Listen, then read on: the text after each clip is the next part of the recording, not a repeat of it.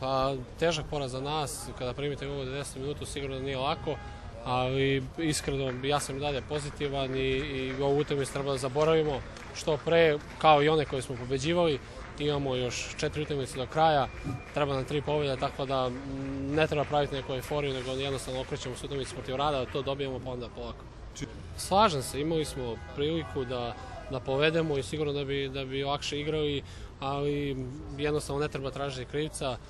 svi smo krivi jednako i nema šta, kao što sam rekao, treba da zaboravimo utakmicu što pre i da se okrenemo Radu.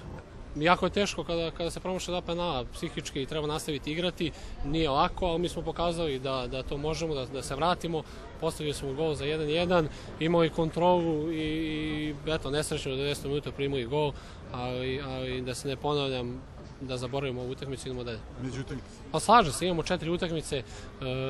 trebaju nam 3 pobjede, ali ne treba razmišljati unapred, okrećemo se Radu i najbitnije je da pobedimo Rad, pa ćemo onda razmišljati o ovim ostalim. Pa ja sam pozitivan i ostali momci su pozitivni, kažem, opet, iako smo izgubili, imamo rezultat